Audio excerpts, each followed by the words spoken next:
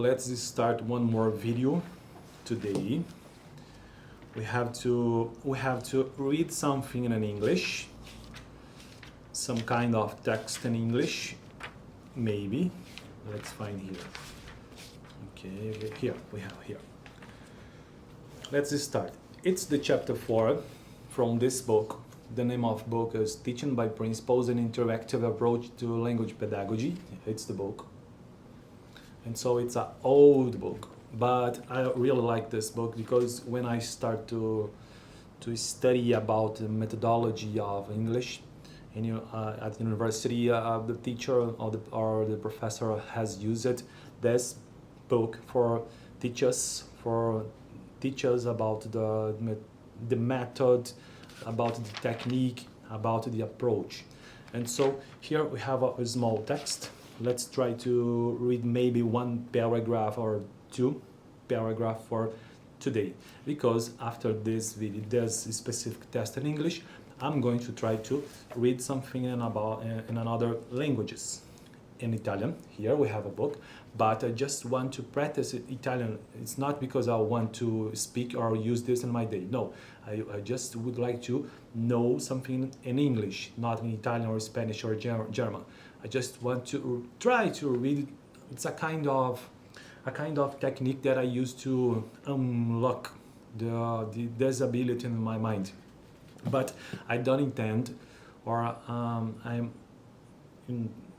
in my mind, I don't intend to use Italian or Spanish or German in my day, just English, I think. And here we have the book about Spanish, and so we're gonna read after. And now the last one, about German, the German by images here. We have to start this book. I don't know anything about German. Let's read the first book in English. Let me say something to you about the languages. You can try to practice the languages. You have to practice if you want to learn something, but you can read some texts, you can listen some sounds, you can speaking like I'm doing right now, speaking something, or you can writing some texts too. And so we have this 4 abilities to improve or develop the languages that you want to know. And my focus here is English. Let's try to start this approach, method, or technique. What is the difference between these concepts, these words? Just the first paragraph and the second paragraph. And the century is spawning in the mid 1880s to the mid 1980s, the language teaching profession was involved in a search. That search was for what has probably been called methods, or ideally a single method generalizable across widely varying audiences that would successfully teach students a foreign language in a classroom. Historical accounts of the profession than before to describe a succession of methods, each of which is more or less discovered in due course of time as a new method takes its place. We will turn to that methodical history of language teaching in a moment, but first we should try to understand what we mean by method. The second paragraph. What is the method? What is a method? What is a method? It's the question. 3 decades ago, Edward Anthony, 1963, gave us a definition that has quite admirably withstood the test of time. His concept of method was the second of 3 hierarchical, it's difficult to say, it's very difficult, of 3 hierarchical elements, namely approach, method, and technique. Here we saw that this is an author talking about the 3 elements, basic elements, namely approach, method, and technique. An approach, according to Anthony, is a set of assumptions dealing with the nature of language, learning and teaching. Its approach.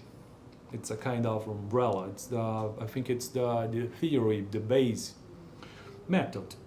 In our overall plan for systematic presentation of a language based upon a select approach. So if you have a kind of umbrella, if you have a kind of philosophy or theory-based theory, after we have a method.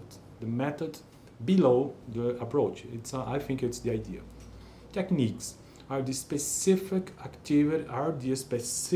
activities manifested in the classroom that are consistent with a method and therefore in harmony with an approach as well.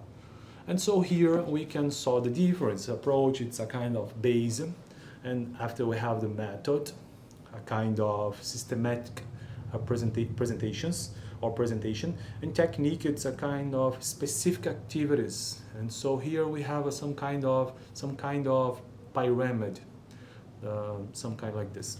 So let's try to read some text in Italian. The name of the book is Parliamo la nostra lingua.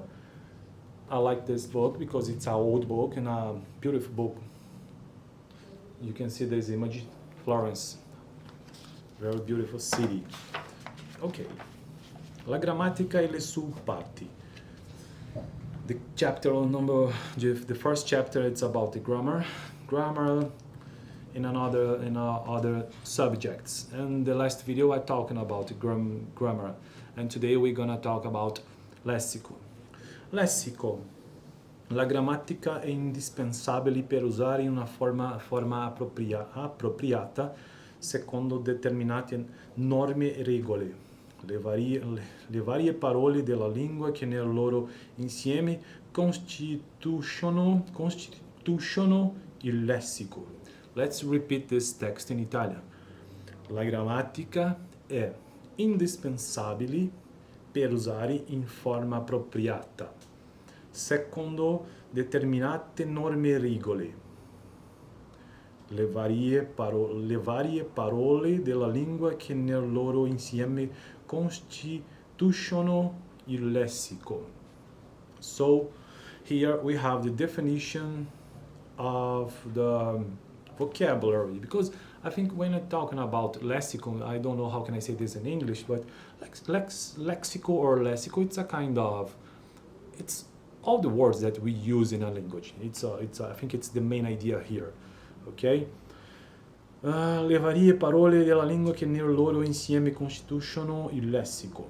Okay, let's do the next book. It's about the Spanish.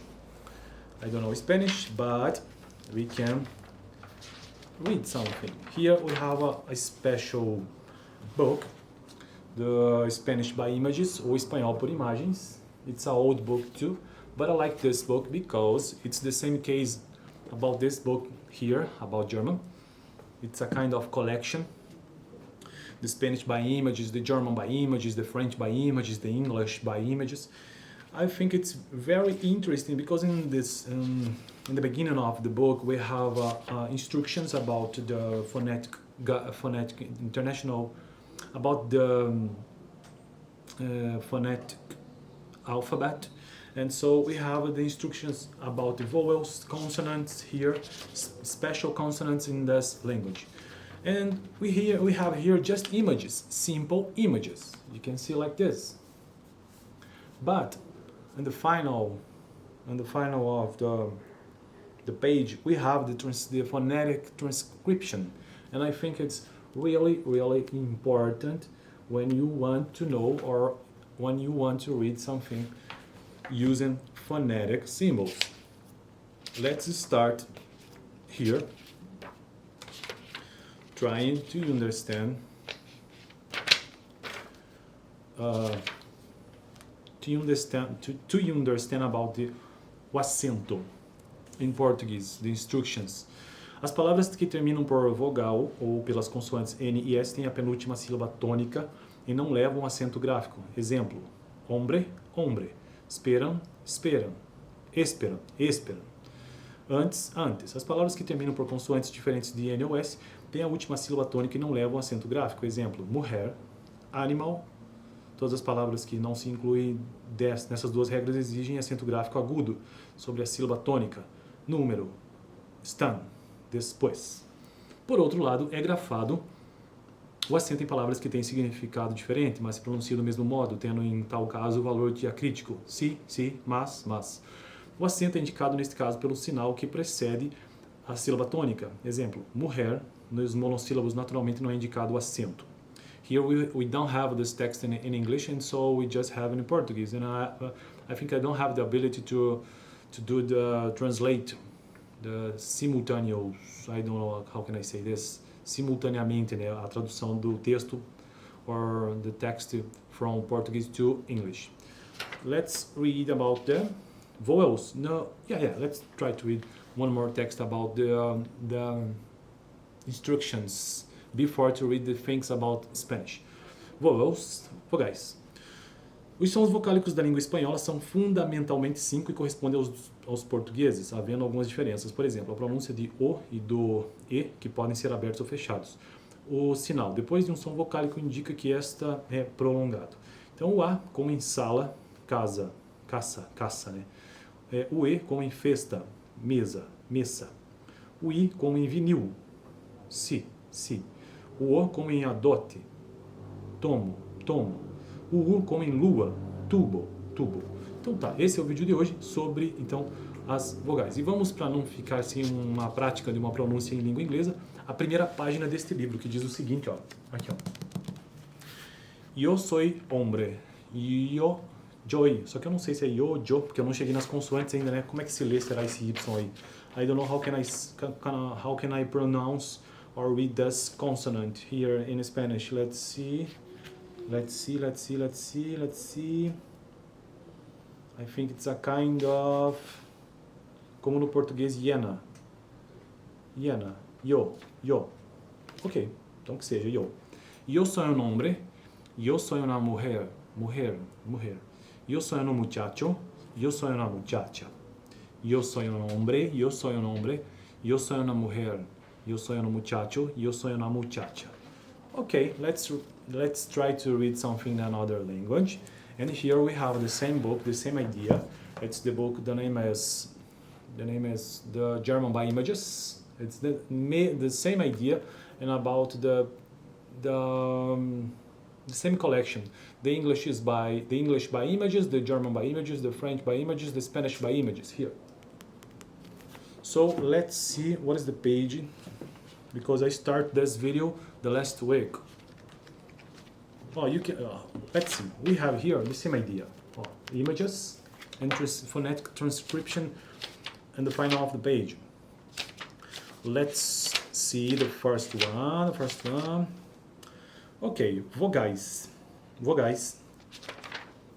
In Spanish, in German. Vogais, então, vowels in German. Man, A breve como fato, man, então não é men, é man.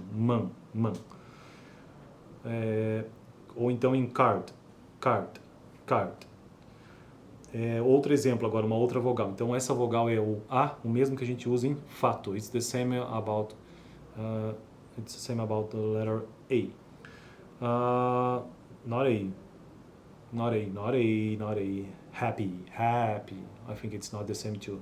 I've tried to speak this in Portuguese. I think it's easier. Wagen. A longo como em sala, wagen. Estamos falando das vogais. E terceiro, E. O E fechado como em lenho. Edict. O E fechado e longo como em vero. Vec. Ok. E átono entre O e E e O. Bit. Name. No final de palavra, in the final of the word. E aberto como em festa. Manner. O E com 2 pontinhos do lado, isso não tem no português. I think it's not used, the people don't use this in português. Como acima, porém longo. Então é um E, só que um E longo. Faden, I think, I don't know. Faden. I breve como em birra. vent, vent. I longo como em sim, vim, vir. I como em iogurte, you, iogurte, iogurte, you. Então, ya, ya, ya, ya. É tipo um J que não tem no português. Margem, um O ao contrário. Tá, é o O aberto como em porta. Morgan, Morgan, ok. O O, só que longo, como acima, porém longo. Então, comfort, comfort. O fechado como em hora. Advocado, advocado, advo, advo. Eu vou ter que gravar um outro vídeo sobre isso, porque é muita vogal. Vou ter que gravar um vídeo só sobre vogal. Vamos para a primeira página, só para a gente praticar um pouco. Let's to the first page. I have to stop here about the vowels, because it's a long subject here. Let's to the first page here. And so we can saw Ich bin ein Mann. Ich bin ein Mann. Ich bin ein Mann. Ich bin ein Mann. Ich bin ein Mann. Ich bin ein Mann. Okay. Today, I think it's enough just to practice something in another languages. But my focus here is in English, okay? Try to watch the last video. I'm going to let this here. And so, thank you for watching this video. I see you on the next week. Bye bye.